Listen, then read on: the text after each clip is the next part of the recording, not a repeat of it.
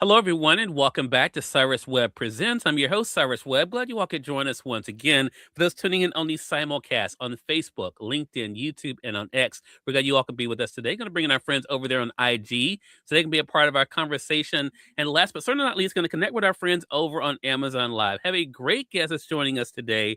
Her first time with me on Amazon Live. I've had some great conversations with her on Conversations Live, the radio show. She has a brand new book that's out this month, a great way to start the year that is great for young readers, but us adults, I think we'll get a lot out of it as well. So I'm excited about being able to talk to you guys about it. We're now live on the Amazon Live side with Cyrus Webb Presents. Going to type you guys in a welcome message over there. If you guys are new to us on Amazon, welcome. Make sure you guys hit that follow button either here in this corner or down below. You also will see the books by our next guest.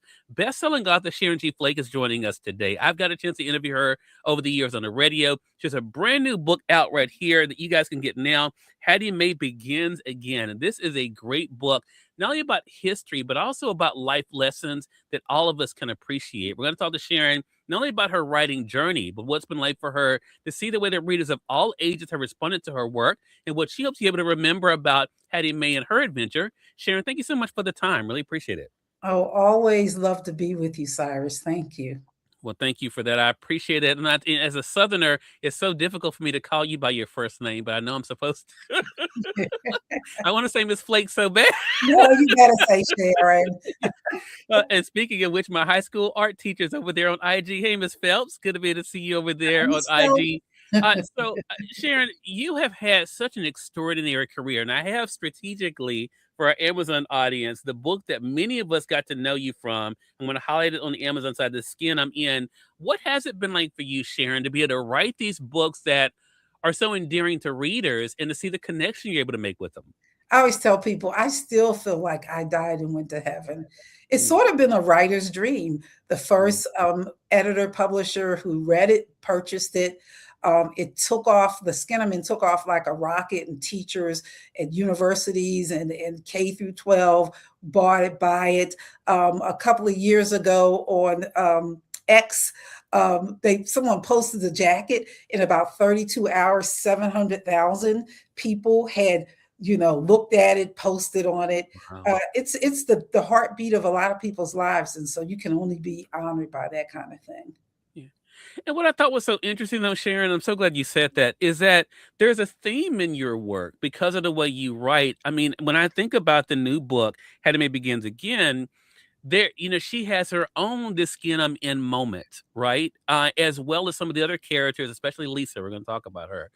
But is that one of the things that you found readers have found, that regardless of whether we're talking about The Skin I'm In or even Once in a Blue Moon, that these characters, they feel like they become a part of them? Absolutely. I think when you're talking about young people, there's a lot with them about fitting in, trying to Yeah. be heard, trying to be understood, not being seen. And a lot of that follows us for our whole lifetime in one way or the other, right? Whether you're in corporate America, you're like, they don't understand me, they don't get me, they don't want me to speak the way I speak or whatever. And so it is that theme, a journey of trying to come to yourself, and all Yeah. the people that come along the way to either impede that or help you on your journey. And Hattie Mae is, it's 1938. She's from the South and she goes north, like a lot of people during the that time period. And she wants to go to school at it's a private elite girls school, black girls school, where their parents are doctors and lawyers and architects.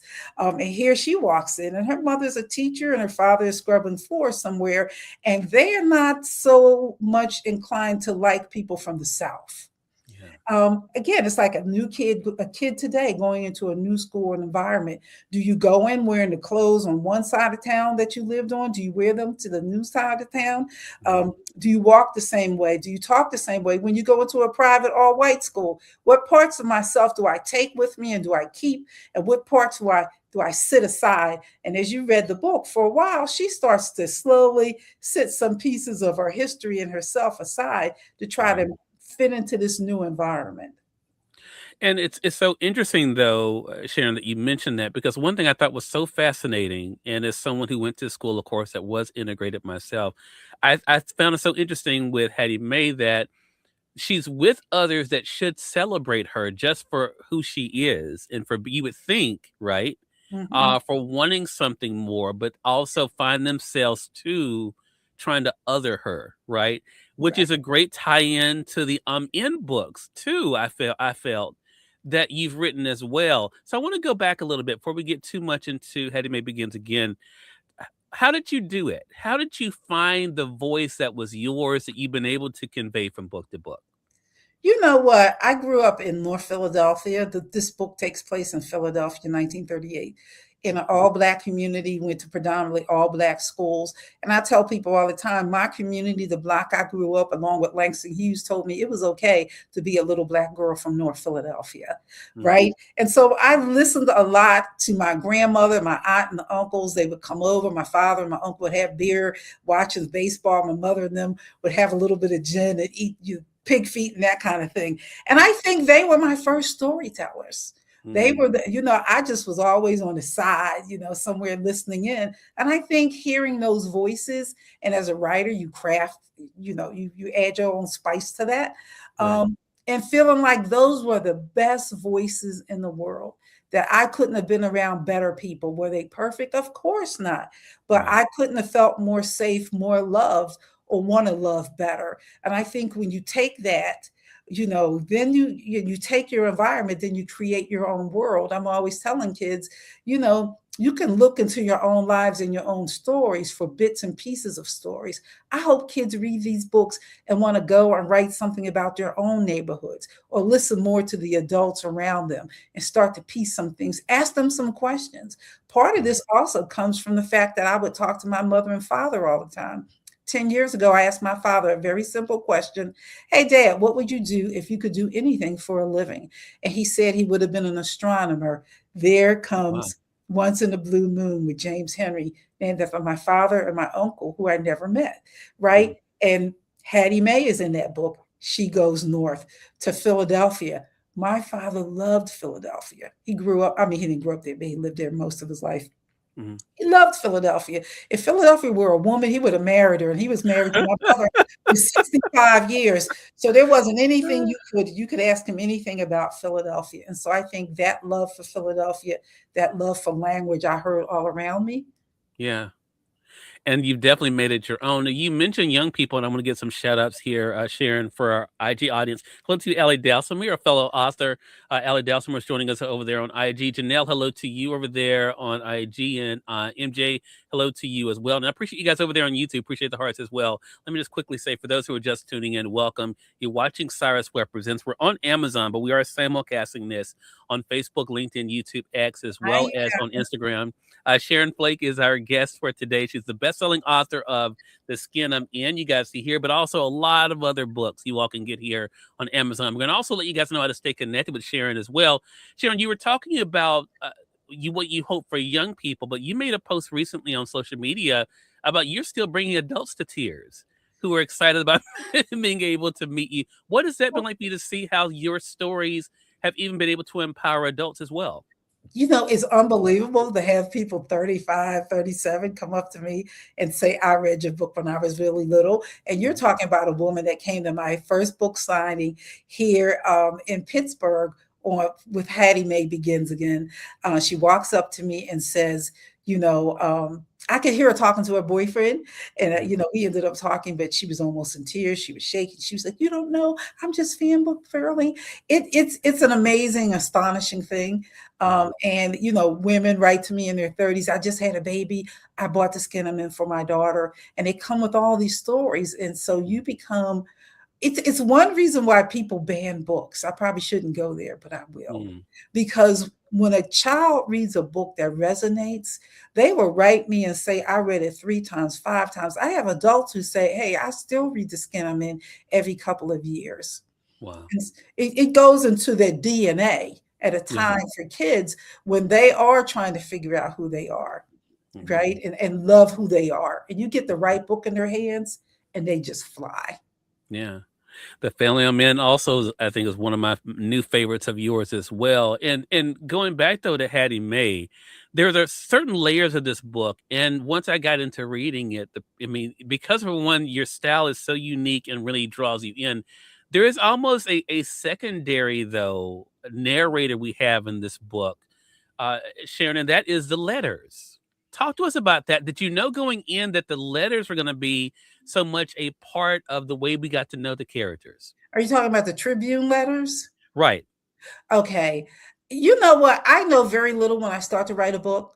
And so I knew that Hattie Mae would go north and she would go to the school because that was part of the last one. And you just start writing and crafting and rewriting. And so I'm going to do research at different places, University of Pennsylvania, the Tribune, not the Tribune, but the library where I read a year's worth of articles from the Tribune. And I was like, oh no, she's got to be able to communicate with them or have them celebrate her in a way. And also, they don't just celebrate, but they call her out a little bit later because the Tribune was such an important, vital part of our community in Philadelphia and really nationwide. Let me tell you, my father, my mother, they read the Philadelphia Tribune. I think back then it came out twice a week or maybe once a week. It was in our house all the time. They read it cover to cover. Black community like supported it. They read it. They believed in and to read it again and see the vastness of the Black universe that they covered was amazing. And so that was a way. There were different things I wanted to connect, and it was like Yeah. I have to be able to connect this publication to her. These I like the clubs. I read a lot in the Tribune about all the Black clubs. Oh my God, there were like thousands of clubs. You know, not just the Jack and Jill. Not that was one, but every week they put in the different levels of clubs, and the women's club that comes to really honor Hattie Mae in a way, Mhm. came as a result of me reading about these different clubs. It might be the Hat Club, the Sewing Club, it might Yeah. be the Men's Club, the Women's Club. And I thought, I got to figure out a way to use these clubs. They were so vital to our community. And Yeah. then she ends up with these women passing that note around. That's my favorite, one of my favorite chapters. Yeah.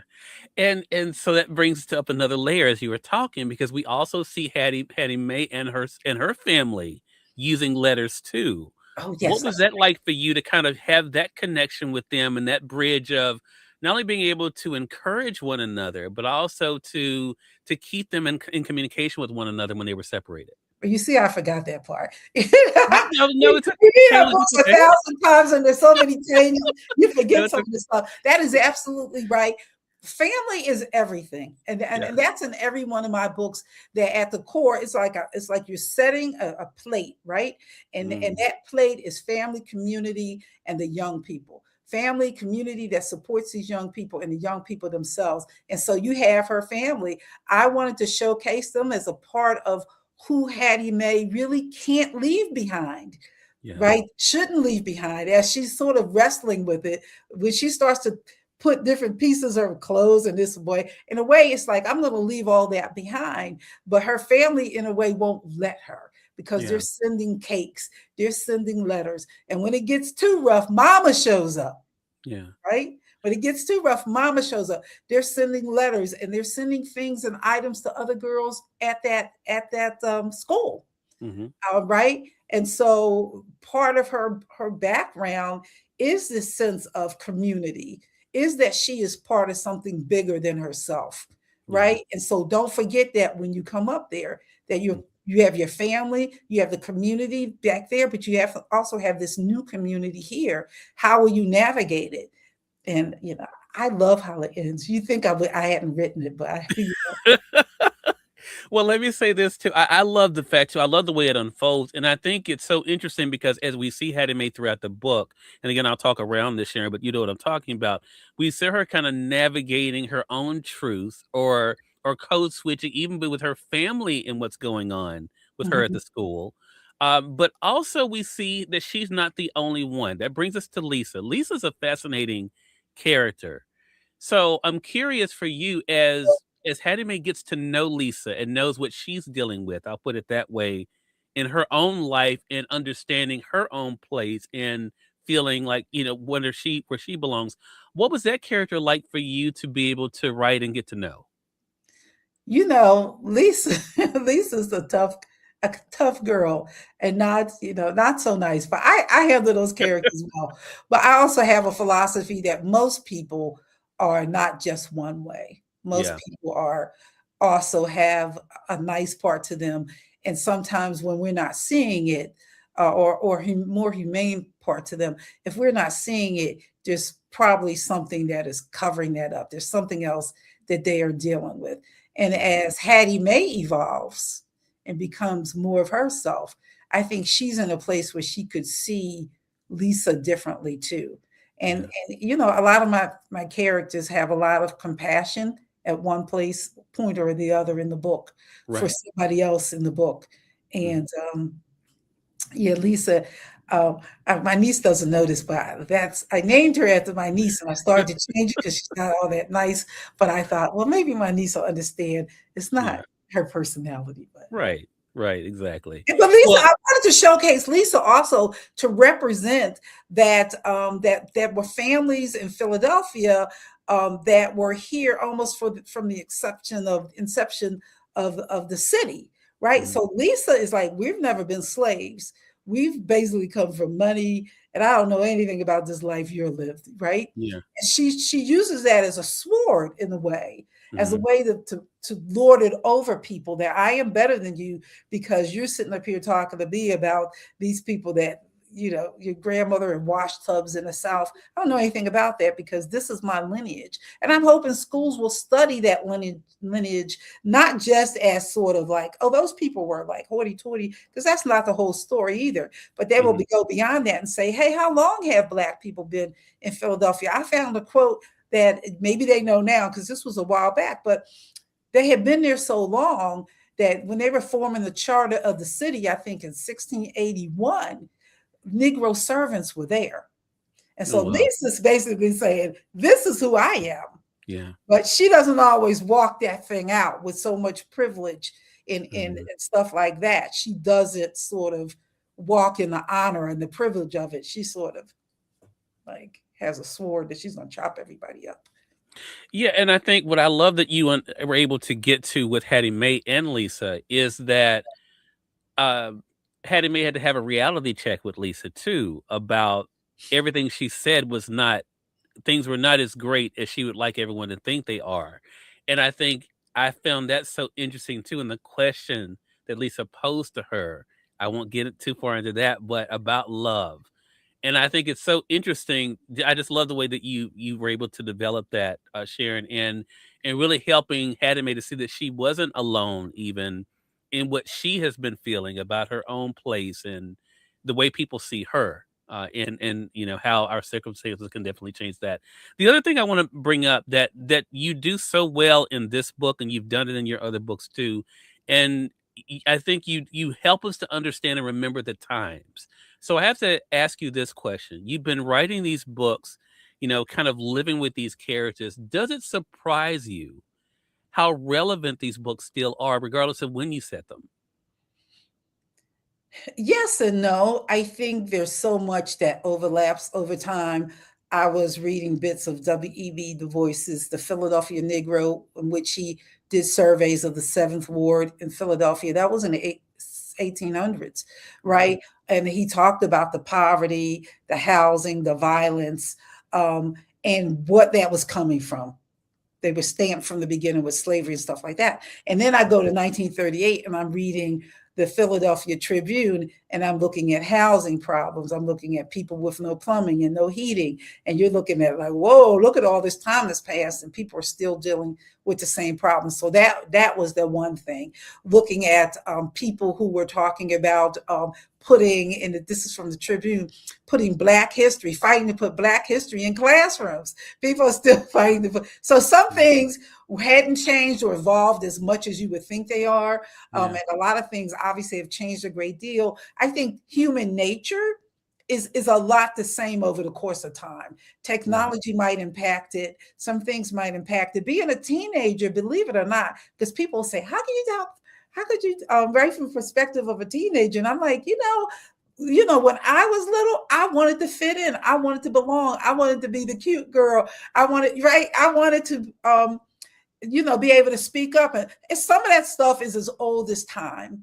Right. And you put it in a new environment and new circumstances. I'm glad that, and people are still working through those things. You make progress, but you still those little cracks when you're a young person, a lot of times there's still bits and pieces of wounds when you're later, when you're 30 and 40. And what helps Mhm. along the way, believe it or not, are great children and YA books that help Yeah. you sort of explore those things and see you're not alone, that it can get better.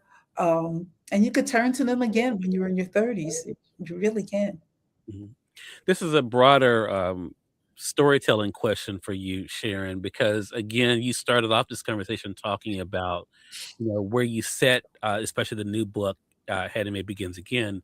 Do you hope also that people will be curious about other things that may have happened in that time period historically and get them to looking more into the history of not only, of course, the migration, but also what life was like for others during that time?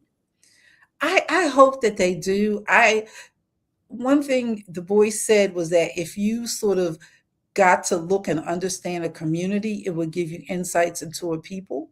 Hmm. And so I'm hoping that when they look through history, that they're looking and thinking about communities and individuals, not just what happened to them, but Right. who they were during that time period, right?